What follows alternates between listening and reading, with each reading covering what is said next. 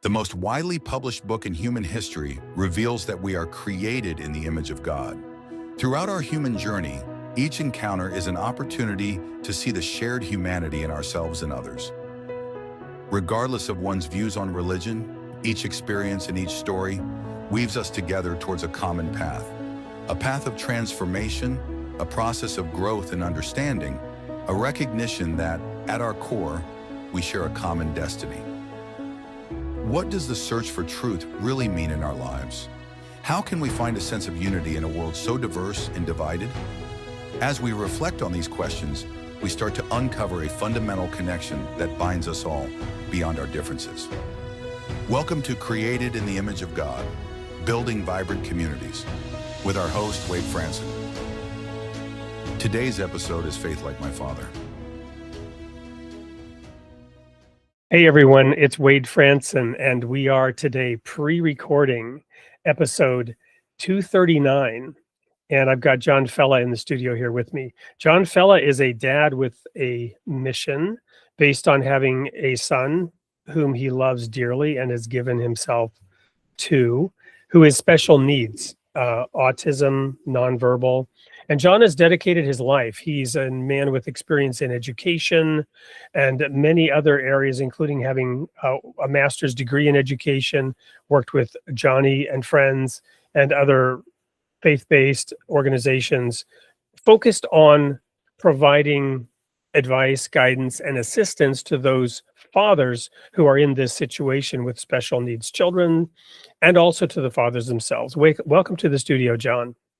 Thanks, Wade. It's great to be here. Well, and it's great to have you, given that you've dedicated your life to this purpose.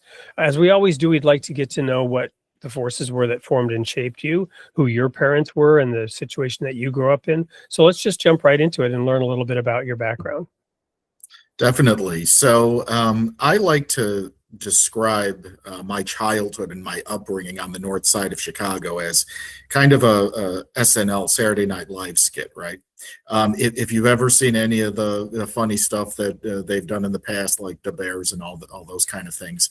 I grew up in a very stereotypical north side of Chicago, blue collar Catholic household. My father was a truck driver. My mother was a secretary most of her working life.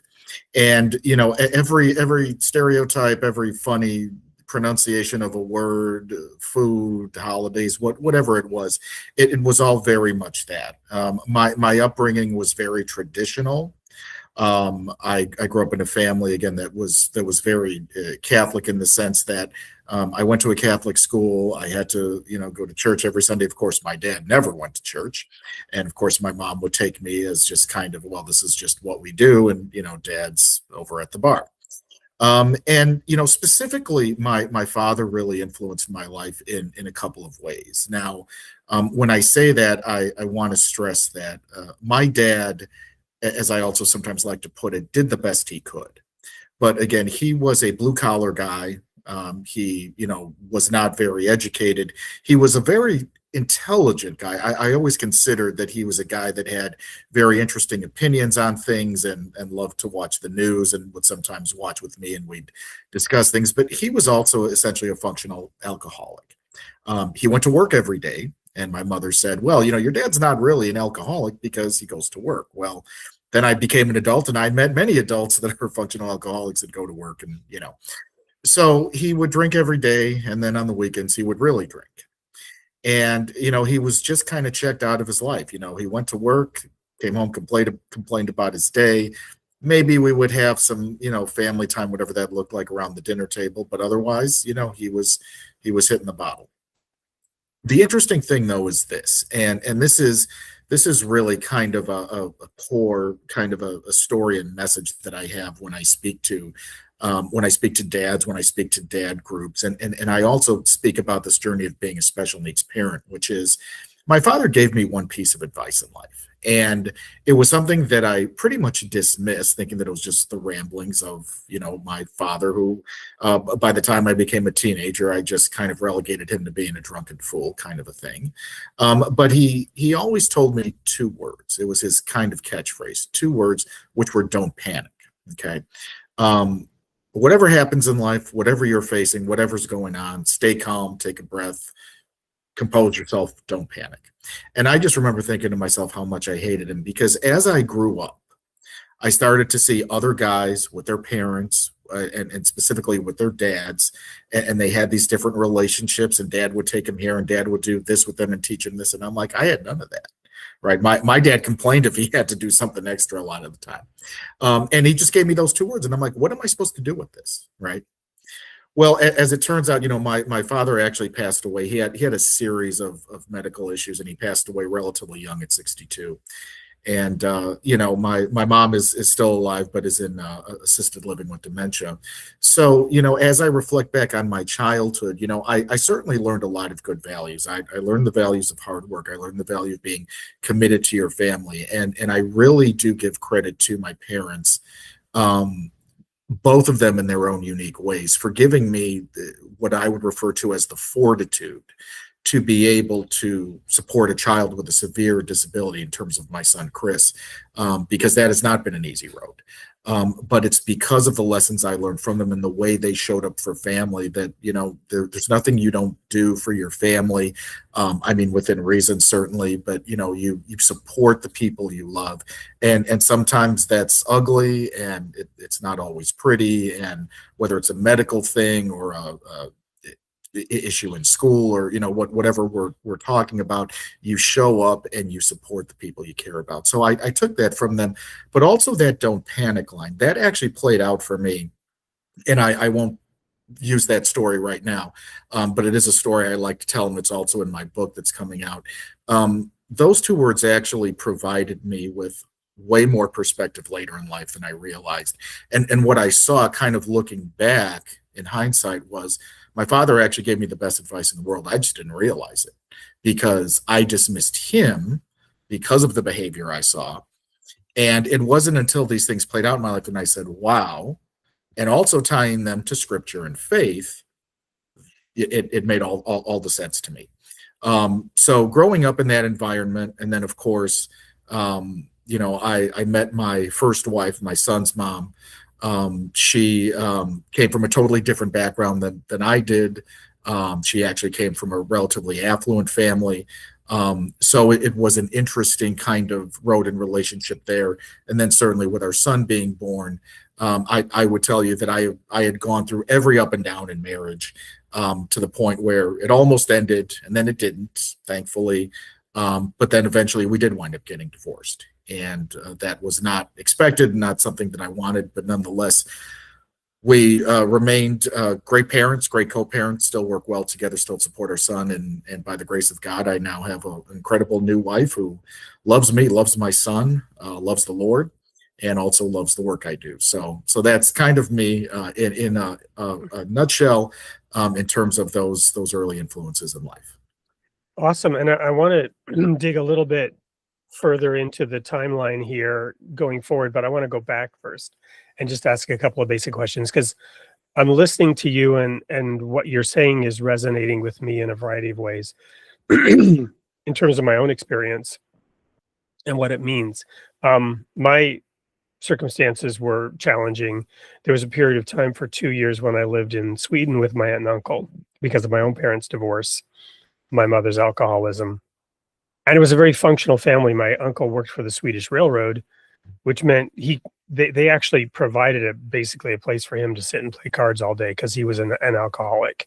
And with the work he did on the railroad, there was kind of not anything he could do without somehow risking messing something up that would have been serious or material, right? But in the Swedish society, they were very advanced in the sense of knowing that this was a disease, but also perhaps maybe a little bit too accommodating in that he had a job which wasn't a job, and everybody knew it. But it was my aunt that kept the family together. And so I wanted to understand a little bit about that in your family, also to understand you and your focus on fathers, and how perhaps that might have played into your personal aptitude and desire to help both children, your son, but also fathers that you mentioned in the intro that we had before the recording, right? So I'm just curious about the dynamic in your family, what your mother provided, holding everything together, and your own sort of processing of all this, and having gotten through the teenage years, where obviously many teenagers look very negatively on their parents at that point in time, and in your case, you perhaps had reason to. But coming out the other side and then wanting to really help families, both fathers and children, just want to unpack that a little bit more, where that comes from. So I would begin by saying that I think I learned way more from my father in terms of what not to do. I can vividly remember as a young child thinking about all the things I wish were different, and thinking about all of the things that, you know what, when I become a parent, maybe this is what I'm going to do.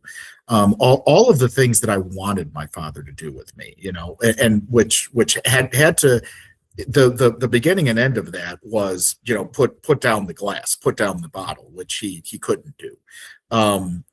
Be intentional, spend time with me. Let's do father son things. And it's not that we didn't have those moments, we just didn't have a lot of them.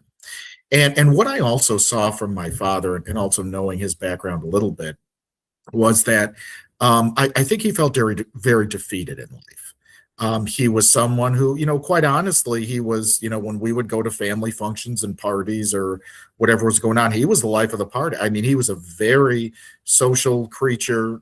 He was great with people.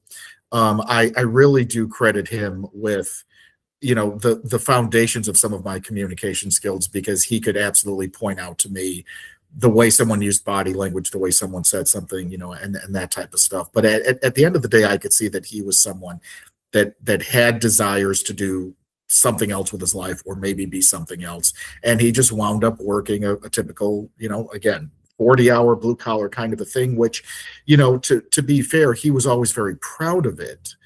It's not that he ever said, my job's the worst necessarily, but you could also see that he had given up on life in some respects, because he felt life gave up on him. And so what I saw from that was, what, I don't want to be that, right? I want to be a guy who's present, who's there for his family. Sure, I had my fun in college and in my 20s going out to the bars and that type of thing. But I never wanted to be him, right? And then, in contrast with my mother, my mother, again, being very traditional, very conventional, it was this kind of thing where, yes, my husband drinks every day. My husband is drunk every day. My parents, would fight on a pretty regular basis. Those fights never really got physical, but they almost did.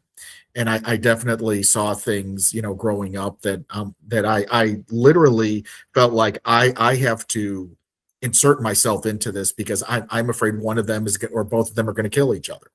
And it was always one of these things where, again, growing up as a kid in the 80s in that culture, you didn't talk about these things. You didn't go to counseling. You didn't go to therapy. It was, okay, just don't say anything if anybody asks you, and all this kind of stuff. And so no one was really being honest with things. But what I saw from my mother, so, again, I mentioned the advice my father gave me. I think what I really learned from my mother was, again, how to show up for the people you care about. One story I'll tell is I mentioned that my father had a series of medical issues. And so one thing that happened, and some of these things, I think all of these things are related to his alcoholism, maybe not directly, but definitely indirectly. But he developed a series of hemorrhages in his brain back when I was probably in, let's say, fourth or fifth grade. It didn't result in him having an aneurysm, but what it meant was that he was having nosebleeds that were uncontrollable. So the blood was just kind of flowing and there was no stopping it. And so he would go to the emergency room. They would do a variety of treatments. Nothing worked. And then it got to the point where he wasn't working and he was at home. And I'm not kidding when I tell you that there would be waste paper baskets full of bloody tissues and, rags and, whatever he was using to just kind of keep the blood from coming out. So one night, it was a school night, it was during the week. It got to the point where we were up, or my mom was up with him. It was already probably 1 or 2 in the morning, and he was almost kind of losing consciousness. He was almost going into a comatose state. So my mom says, we have to get him to the hospital. Let's pile into the car. We get in the car. The hospital that his doctor was at was probably, if you're driving the speed limit, it might be a half an hour drive. If you're not driving the speed limit, maybe 15 minutes. And that was the case. We were on pretty much empty streets in the middle of the city that night. My mom is driving. I'm in the back seat with my father. My father is barely awake. And all I could remember my mom saying was, keep him awake, keep talking to him, just don't let him fall asleep. And I just remember in that moment how composed my mother was. This was a moment that maybe could have meant my father going to the hospital and not coming home, literally. And she was composed. She wasn't crying. She was just calm. And one thing that I learned later in life, it's interesting because I certainly did a lot of therapy. I did therapy in previous marriage. I did therapy on my own. I did therapy with my ex-wife. But one of the things that I learned is that when you grow up in a house like that, when you grow up in an alcoholic home where there's literally trauma every day, you can handle like really serious, hard situations, emergency crises. You can handle like nothing, because you've been immersed in that since you were a child. So, my son having severe autism, taking him to the hospital middle of the night because he had a fever, or, at one point he eventually had a seizure disorder and he had 3 seizures in one day. We had to take him to the hospital and call the paramedics, those kind of things. It's like, I don't want them. I don't want them for him. I don't want him for me or anybody I care about. But you know what? I've kind of been there, done that. And so it's funny because I remember one counselor told me, major crises for you are like nothing. Little things might get to you, little things might annoy you, kind of thing, but the big stuff, you got that. Because again, I was immersed and steeped in that trauma from a very young age. But I also had parents who I very clearly and vividly remember were able to step into it with a calmness, with a grace, with a sense of, okay, this is what we have to do. We're going to do this. It's going to be fine. And in most cases it was, not always, but in most cases.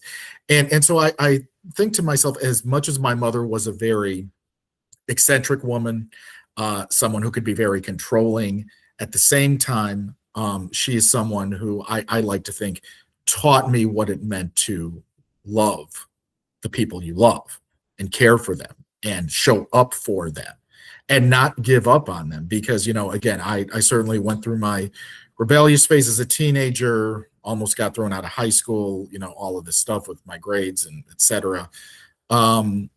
She was upset. She was disappointed, but you know what? She always supported me. And she would do that personally and at school and everything. You don't give up on the people you love. That is ultimately what I got from her, and really from both of them. So as hard as the lessons were, they still really had a lot of value.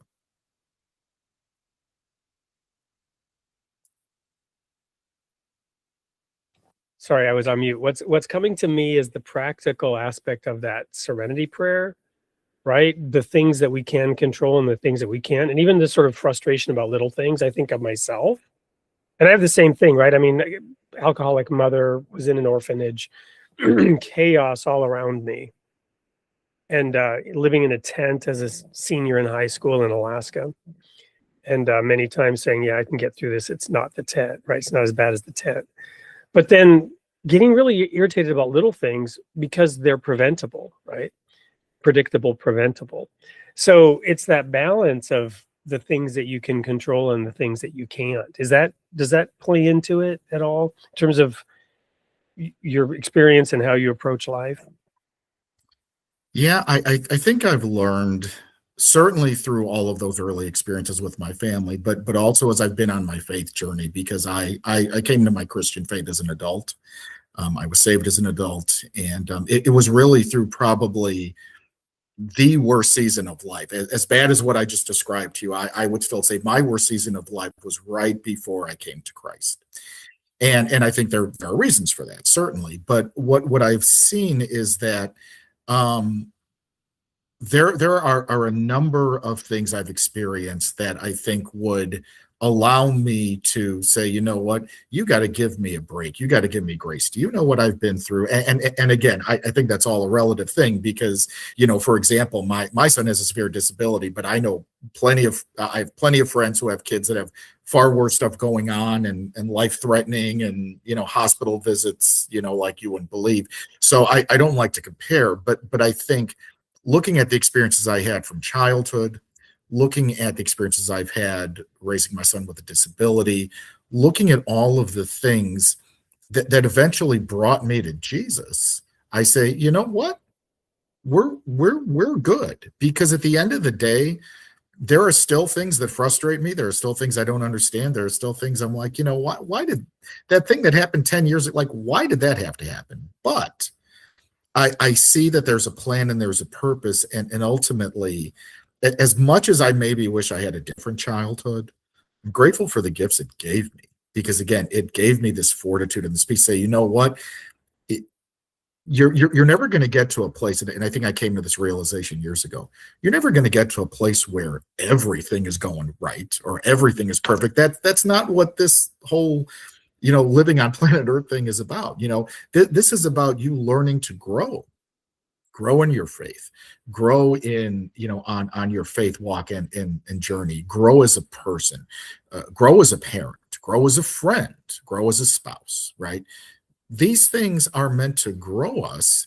And so without them, I absolutely wouldn't be the person I am today. And what I also say is, when people say, well, don't you ever wish your son didn't have a disability? Which I mean, the knee-jerk reaction is, well, sure, of course. But I look at all of the gifts my son's disability has meant for me. Now, I don't like to make it about me, because at the end of the day, my son still has a disability, and, that's the primary focus. But without my son's disability, I wouldn't be called to do the work I do. I wouldn't have a lot of the experiences that I have had. I wouldn't have made so many wonderful relationships and friendships and connections. And so in many ways, my journey has kind of shaped me to be the person to step into this. And, even with all the challenges, they're just what made me. Like, I don't have a message or a platform unless I've actually gone through all of these things and come out the other end and said, you know what? I don't have it all figured out. I don't have all the answers. You know what? I never will. But I do know this.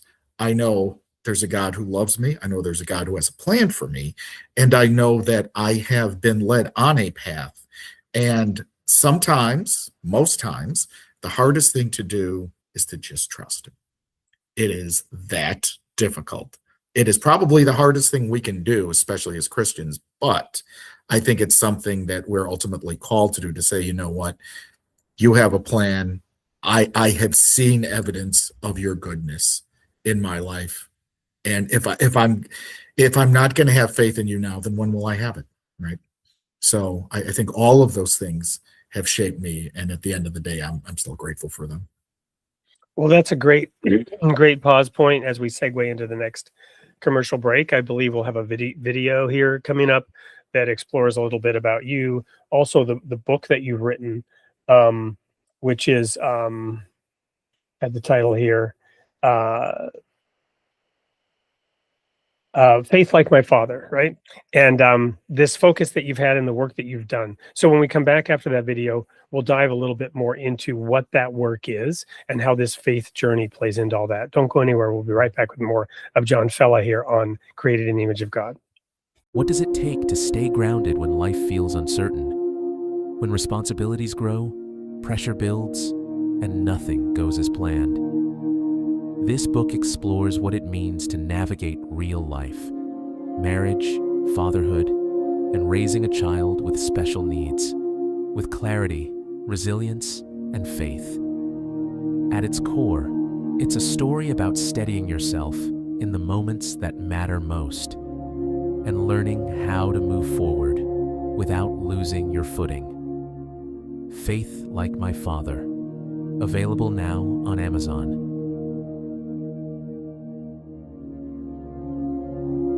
Welcome back to Created in the Image of God. I'm here with John Fela. We've just explored his background and how the difficulties and challenges, even as a child and in his own family, and then with his son who is autistic and has is nonverbal, and he's 17. And there have been many, many challenges along the way. But as we've seen from John, the positive view of faith gives a perspective in which all of this has a purpose. Let's start there, the purpose and how you're applying it in your work as an adult and the calling that you have. I saw you give a presentation, I believe it was a commencement address that was just so powerful, and I wanted to have you on the show to express some of that clarity and vision that you have in our purpose, speaking to those commencement students. My daughter's going into college, and I would hope that she's getting some of that instruction as she moves into that phase of her life. By the way, she is going into occupational therapy because she works with special needs kids in her has I think for several years now in her high school in the gym class. So there's an integration approach that's being taken that was certainly not available when I was in junior high and high school. But anyway, back over to you to unpack some of this. Yeah, so I will very truthfully say that if I did not have a child with a disability, I probably wouldn't be doing any of this, right? It was just never in my wheelhouse. Certainly, I was around kids and folks with not as much when I was younger, and for whatever reason, but certainly as I was an adult and also went into education, starting about 20 years ago, certainly we're in those environments in the classroom and had kids with IEPs and all this type of thing. But it was never something that I really wanted to, extend myself into or saw that I had any gifting or desire to work with. But, where it's kind of started for me was when my son was about 5 years old. So I'm going back to like 2012. He's actually 18 now, by the way. But so I had an experience actually, and it's something that I talk about in my presentations at conferences, and there are videos of it and things. And it's a story I call A Tale of Two Parking Lots, and it involves two parking lots. And this took place in the summer of 2012. This is before I came to faith in Jesus. And this was also during this period that I hinted at previously, where it was literally the worst season of life. Everything that could go wrong was going wrong. I had a job loss. We were suffering financially. Our marriage was hanging by a thread. We almost lost our house. We didn't know where we were going to place our son because of his needs, and nothing was working. And it was just a mess. So we attended, at the time, we attended a Unitarian church, which is not a Christian denomination. Some might think it is. It's not. But we were attending because we were kind of seeking at that time, and they had a men's group that would meet on Friday nights. And I was going to this men's group, but I was there early this one night. So I sat in my car and I called a couple of my oldest friends. They knew a little bit about what was going on, but they didn't know everything. So I unpack all of this for them. And they're on the phone with me and they're like, "Man, we love you, but we don't know what to say. This is just kind of over our heads, beyond our pay grade." In fact, I had one friend tell me, "What, if it were me, I'd walk." And I'm like, "Well, I can't do that, right?" And then I go into this meeting with all these guys who are mostly like 20 years my senior. And I'm sitting there and, we do kind of this go around the circle, what's going on and all that. And I share this. And again, they knew some things, not all. And here I'm thinking, wow, most of these guys are like 20 years my senior, right? I'm in my late 30s at the time. These guys are 50, 60s, 70s. Oh, they got some advice. They got some wisdom for me. I get done sharing and it's stunned silence. It's just nothing. And then after about maybe a minute, the group leader chimes in and says, "Wow, that's really tough. But what you need to hear is that it's going to be okay." Now, here's the thing. Do I know now, especially as a person of faith, it's going to be okay? Yes. But that's not what I needed to hear in that moment.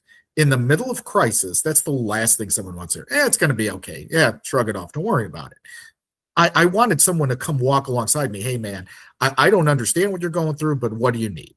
Do you need to talk? Can I take you out for a coffee or a beer? Whatever. Let me be intentional with you in terms of having a relationship." I had none of that. So I learned the hard way that I had no community. So a lot of my desire in terms of my advocacy, which developed, the seed of it was really that experience, realizing I had no community, I had family, I had friends, but I had no one that understood my journey specifically as a special needs parent. So a lot of my early...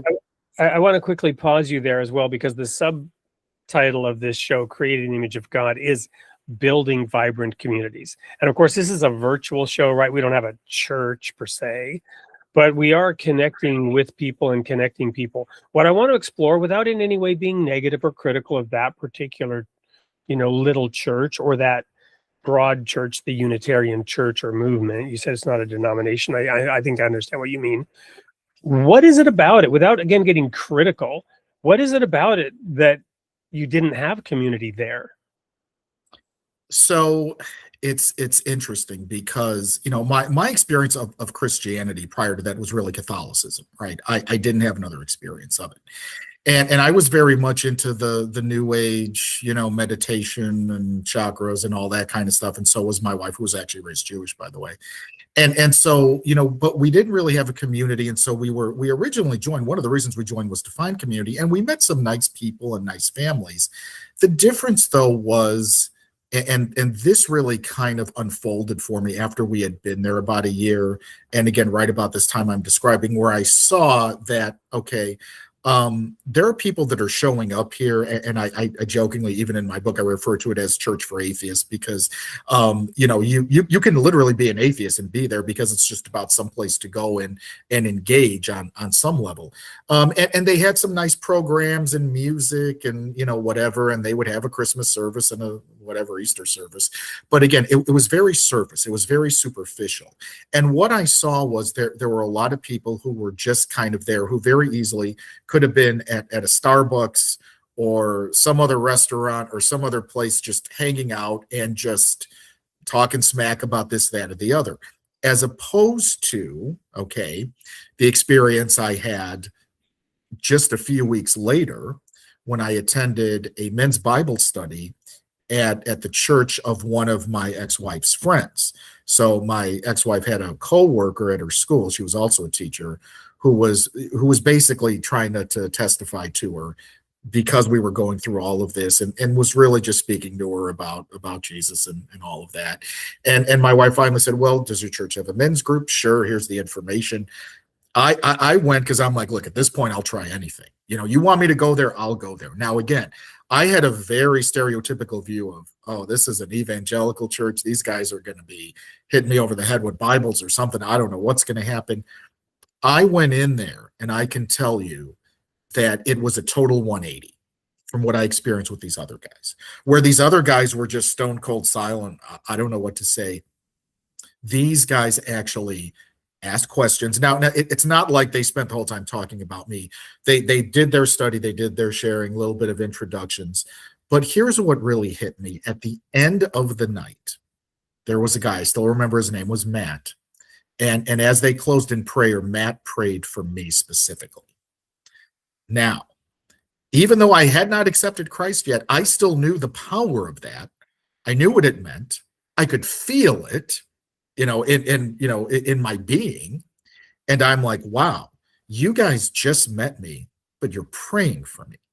And that is something that never happened at that other church. And again, because prayer can mean a lot of things, even to people that are not Christians, right? And again, not saying that, you necessarily put your stock in it, but it's still the intention of, let me at least do this for you. Let me pray for you just because it'll maybe bring some peace to your soul. That never happened at the Unitarian Church. But here I had a true experience of what it meant for brothers in Christ to come around me and pray for me and say, you know what, we do want to know about you. And then even after the meeting, as we were chit-chatting, asking questions, hey, so tell me about you and what's going on, and do you guys think you want to try the church? And I'm just like, man, you guys just met me and you're treating me better than people I've known for a while, So that to me right there was the early seed of understanding the need and the value for community with men, certainly, but then also as I started to work with dads of special needs, and I speak about this in some of my presentations, the tools that I learned from those men, from those men's groups, from those early men's groups, from whether it was a Bible study or a men's group at the church, and we would do events and we would host fundraisers and whatever the camaraderie was. But I got so much from those experiences that I could then translate and transpose over to my experiences working with dads, doing support groups for dads of special needs, working with those type of organizations, reaching out and kind of ministering to guys in a situation just like mine. All of those experiences proved valuable. But again, the biggest difference was you saw the intentionality of the guy saying, you matter, we care about you, can we pray for you, how can we help you, right? And again, that was a very stark difference, and it was really a total night and day thing. Thank you so much for sharing that, and I'm glad I asked the question. I'm reflecting on this group that my wife and I have been going to for 2.5 years. It's actually in a nursing home. And there's a small group of mostly women who wanted a spiritual community in that, and it's interdenominational and it's interfaith. There have been people there who are not Christian, Hindu, and whatever. But it has that same thing of people who care and who are there and there every week. And there's one woman in particular who really is the one who wanted this and asked for it. She's from the Bahamas. And that's what I think of when I heard you about Matt praying. She does that, right? And she will remember and she will pray for the people. And we do that. We go around and we find out, what can we pray for? And those prayers are powerful and they're moving. But it's also just knowing that people are putting in that being present, as you call it. So thank you for sharing that. So how do you then relate that to the work that you've done out in the community and the speeches that you've given, the presentations that you've given, and how do you translate that power that you experienced there and received into going out into the broader community and helping fathers and children? So really my motivation, it certainly comes from the experiences that I've had and that I've shared. But here's the other unfortunate thing. I really see, and this is, I think, especially specific to the disability community, special needs families and parents. There are a lot of resources for moms. And that's great, right? A lot of the resources, whether it's books or things you find online, support groups, whatever it is, tend to be focused on moms. That's great. We love our moms. We need our moms, right? But meant to usually, in my experience, are under-resourced and underserved and overlooked, quite honestly, because, and I think there are several reasons for that. On the one hand, you have a very high divorce rate. I mean, the divorce rate is already high in this country. And again, I hate quoting numbers because I always hear something different all the time. But let's say the divorce rate is like, I think the last quote I saw was it's either like 1 in 3 or 1 in 4. It's exponentially higher for families of disability. In fact, at one point I had heard it could be as high as 80%, right, within the first 5 years of, let's say, a child's diagnosis. So the issue you have is, and I very much experienced this in my marriage to my son's mom, where, when I was kind of navigating this very challenging season of life, one of the questions that I also had to answer, besides this issue of finding community, one of the questions I had to answer for myself was, who was I? Because in many families like mine, the mom, the wife is the one that kind of manages things, manages the household, manages the calendar. This is when the kid has to go to therapy. This is when they see this doctor. This is when they see this specialist. This is when we're doing this.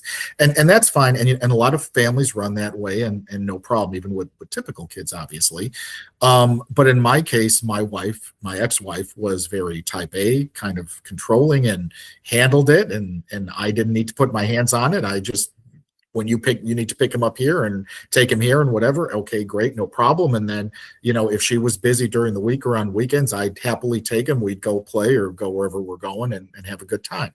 But frequently what you see is that men kind of get lost in the shuffle there, because it's, okay, what do I do? What value do I bring to the marriage? And so in my case, for example, I was never the breadwinner in our family. My ex-wife, my son's mom, always made more money. We were both teachers, but she just always made more.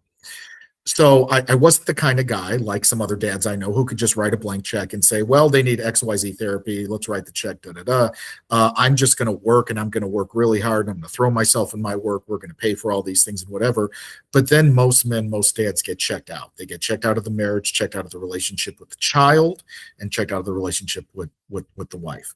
So for me, the focus is bringing to light the needs of dads, the struggles that dads have as men that are specific to us as dads and men. Okay. And sometimes we can get even more specific, talking about relationships with a men and dads and a male child as opposed to a daughter. But, at the end of the day, this really comes down to men being able to have access to a lot of the same resources that exist for moms, support groups, being connected to, dads individually, whether that's in their literal community close by or on a bigger scale nationally. And I work with a lot of dads around the country and organizations where support groups meet virtually. And that's just kind of our world now, right? There are a lot of virtual support groups. Even if somebody's close by, sometimes that's what works, or otherwise you try to meet in person. I have a couple that meet in person that I've been involved with for several years. So the message and the mission is trying to get dads to be aware of what their own needs are, and the fact that, yes, you need a community.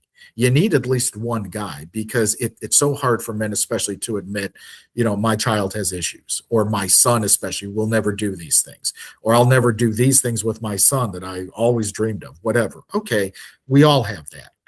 But at the end of the day, this is kind of what we're dealing with, what we're coping with. Who do you have that you can actually talk to and have these conversations? Maybe you're not comfortable having them with your spouse, or maybe you're not comfortable with having all the conversations. Who do you have? Do you have at least one person? I'm like, some guys don't want a big group dynamic. They don't want to meet a bunch of strange guys and start unpacking their life. That's fine. Start with one. Do you have one? Right. And so that for me has really been the motivation of my work is, I want to put a lens on parents of disability in the greater context. And certainly my work with an organization like Johnny and Friends was part of that, in terms of bringing an awareness in the greater sense, in the greater culture, to families of disability and their needs and how we want to be accepted, but then specifically the way that men and dads roles play out, and the tools and the support they need. And really, I know guys that are doing remarkable things out there, that run organizations, and that's not anything that, I'm even coming close to. But the fact is that as intentionally as I can get with someone, and I say this all the time, if you have no one to talk to, you can talk to me.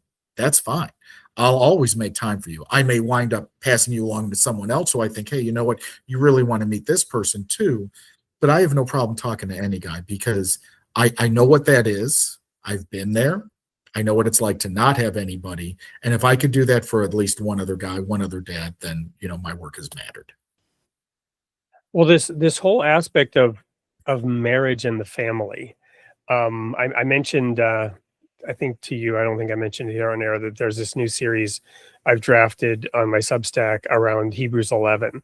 But I've also taken this verse. It's actually the title of my second book, Hardness of the Heart, where the Pharisees try to trap Jesus around the issue of divorce, right? Moses said you could get divorced for all these reasons.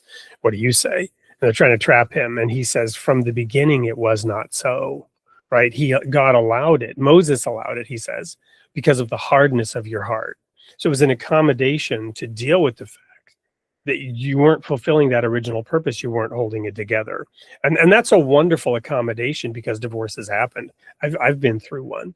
But the goal is to have that bond, that marriage in the family, where men can be fully present for their spouse, but also their children. So reflect on that for a moment, given what you had as a child, given that the mother of your son, there ended up a divorce, and what you have now. Comment for a moment on that.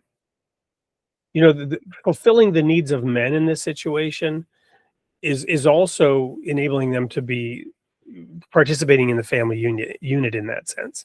And even if it's just being connected with their children, even if this high divorce rate for families where disability is a factor, we haven't figured that out, but still you're helping with that involvement so that the men don't check out, so that they can find a role, so that wherever this chicken and egg situation is coming from, of men they're not being resources for men, maybe because men don't want those resources or don't know what to do with, you know what I mean? Just focus on that for a moment, if you would, because I'm just loving listening to you and your experience and how you approach all this. So if you were to take my parents' marriage, and if you were to take my marriage to my first wife, I would say they were totally in contrast to each other. What I saw in my parents' marriage were two people that fought every day, two people that were clearly not happy with their station in life and their situation. I remember, and I still have it kind of burned in my brain. There was one morning when I was a young kid, and I think it was even like a Sunday morning, and my parents were having a fight. And I remember my mom screaming at my dad in tears about how he was drunk every day. And she literally was like running back and forth to the bedroom, and I could hear her crying. Like it just echoed through the house.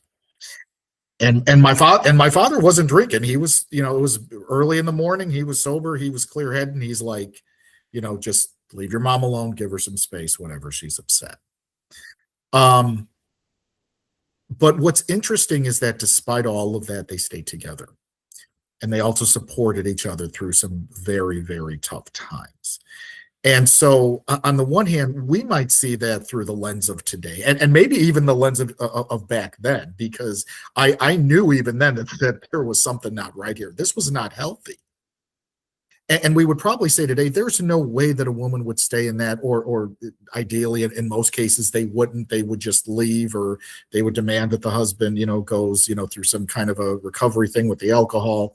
Maybe it's, and again, when we thought of abuse in that time, abuse was literally physical abuse. Like you were getting your clock cleaned by your spouse or your parent. And even then, because like I got the belt from my dad, and I didn't go crying anybody about it and that type of thing. So again, this was all just kind of assumed as this is just how it is. Compare that to my marriage to my first wife. Okay. We didn't really have any of that. Did we have a few fights? Yeah. Nothing anywhere near the scale of my parents.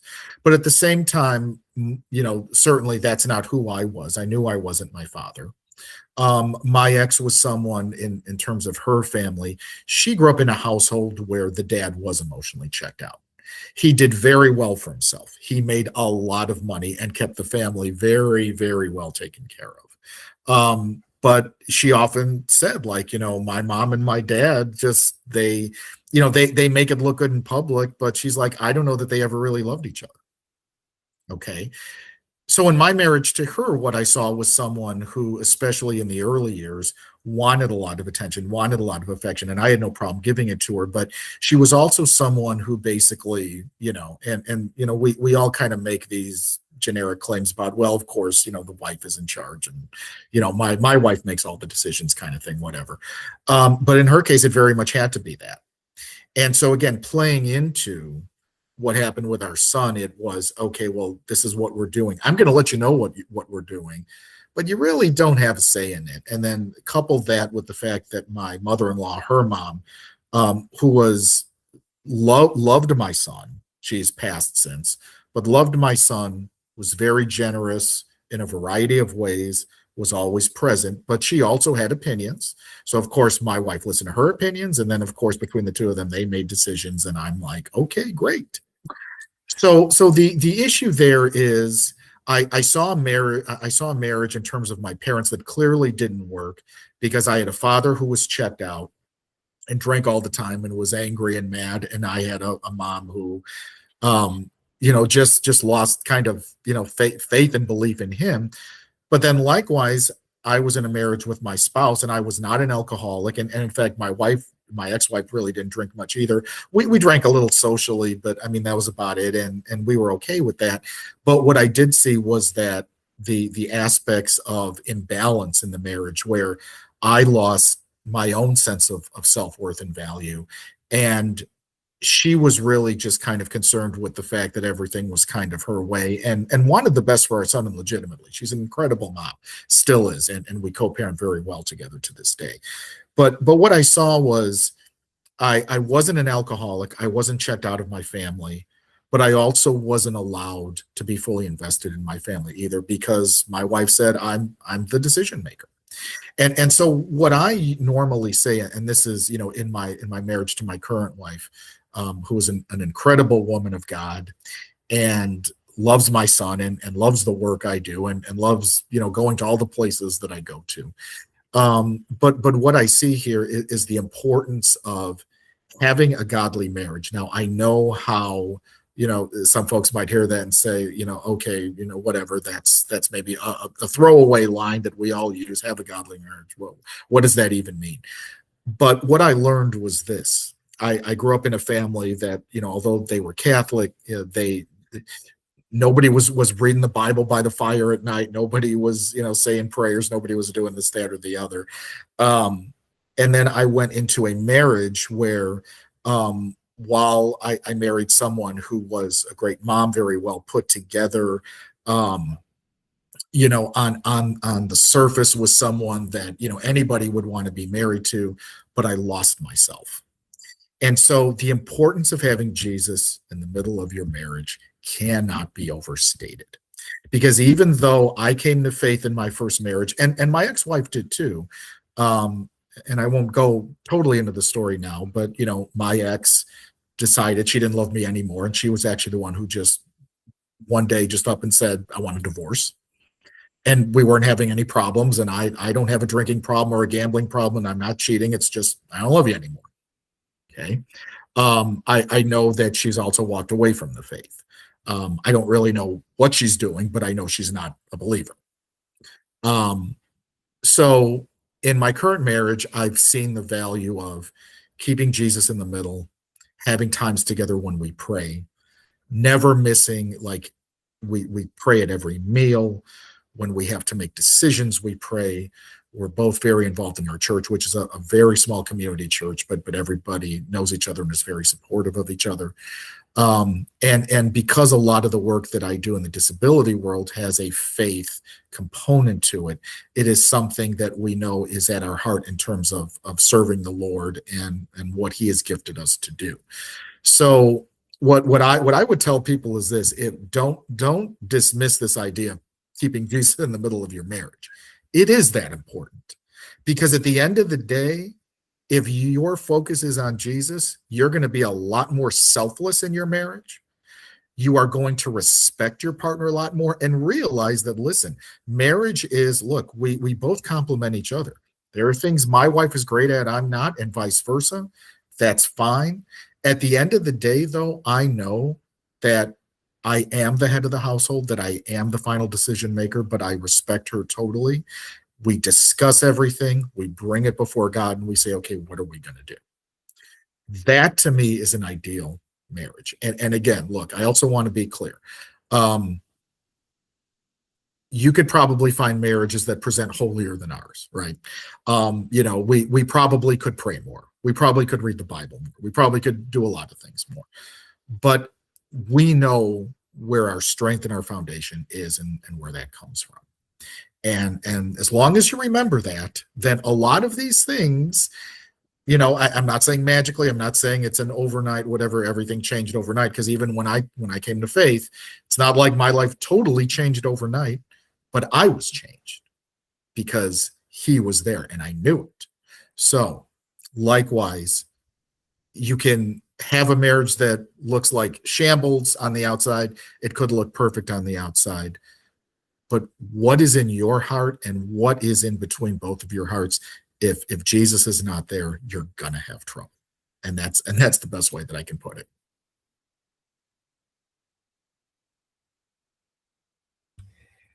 Mute again. So thank you so much. This particular segment has gone a little long. I want to add one follow-on question, and then we'll go to a quick commercial break and come back with a short wrap-up.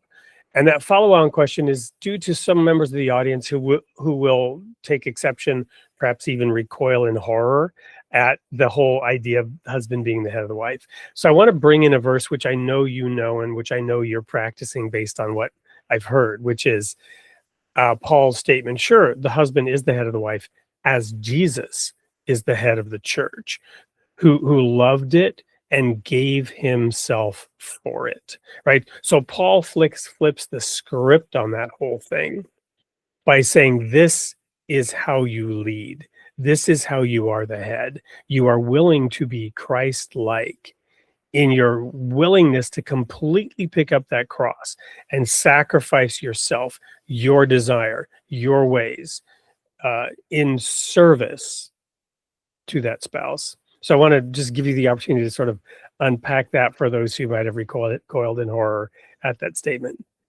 No, and I really appreciate you bringing that up, because that really was my intention there. Because, to be totally fair, that was even something that even when I came to faith, I kind of struggled with a little bit, because I'm like, okay, I don't need to be the boss. I'm not looking to be the boss, but I am looking to be the servant leader. Right. And I think that's the point here. I am looking to lead by example. I am looking to lead in the way Jesus led, which is, you know what, I'm going to get down and wash your feet, because you know what, that's what a true servant leader is. I'm going to give of myself.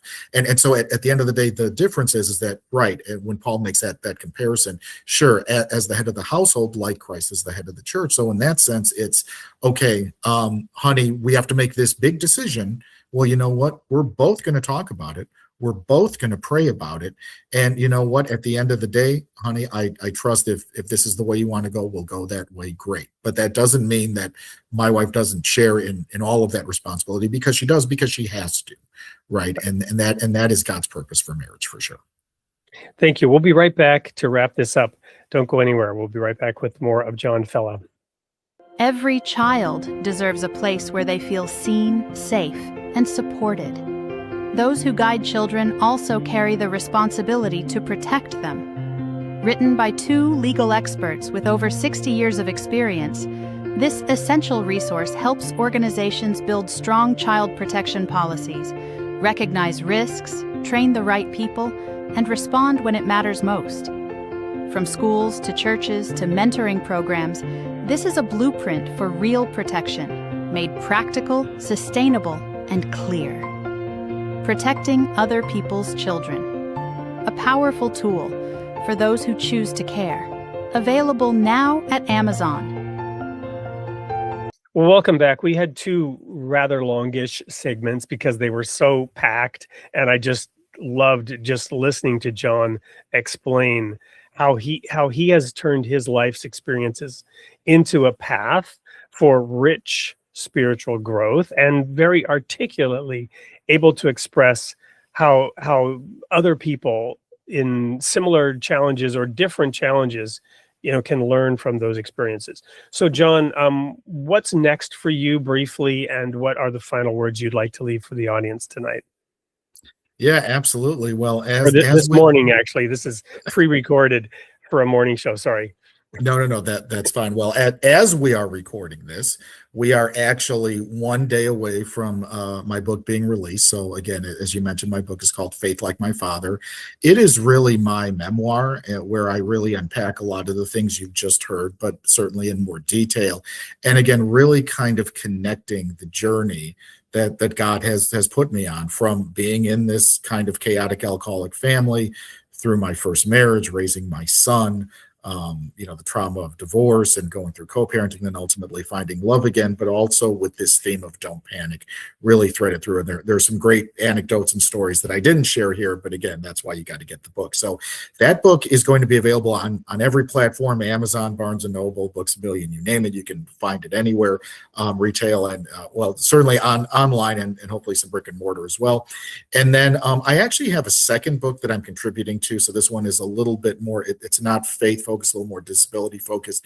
But there's a wonderful woman by the name of Temple Grandin, who is a huge name in the autism world as an advocate.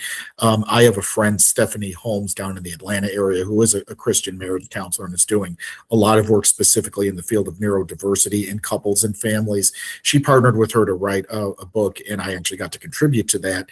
That book will be coming out in June. don't ask me for the life of me. I don't remember the title of it because it's changed a few times.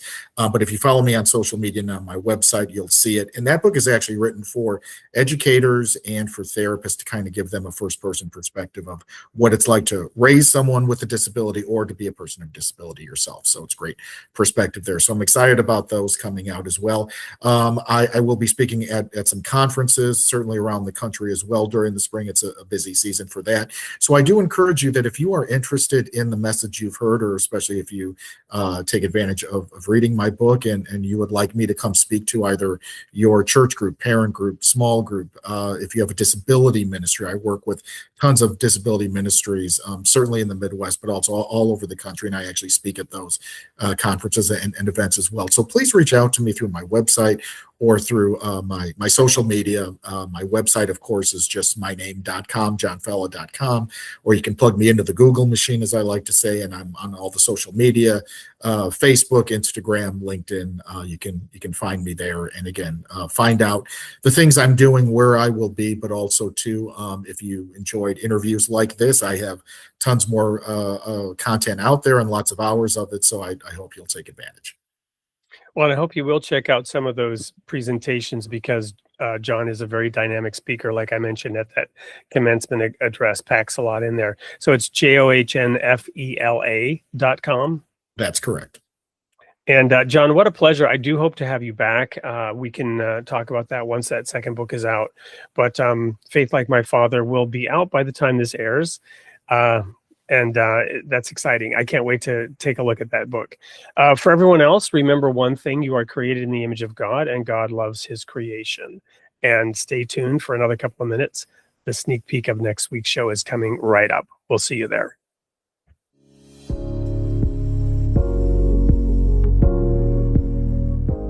Welcome to the studio, Steve. Hey, Wade. Thanks for having me. Honored to be here. Share a little bit what it was like growing up, Steve. Yeah, well, it started off with having that less than feeling that we're all born into from Adam and Eve, right?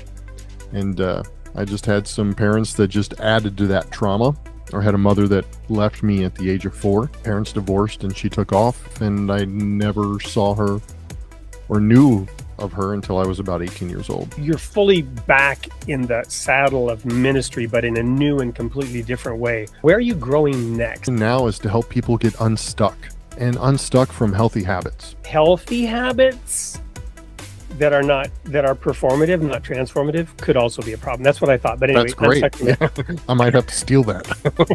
Created a 12-step recovery program based on your identity in Jesus Christ. It's a community that's online, because nothing's more important than community.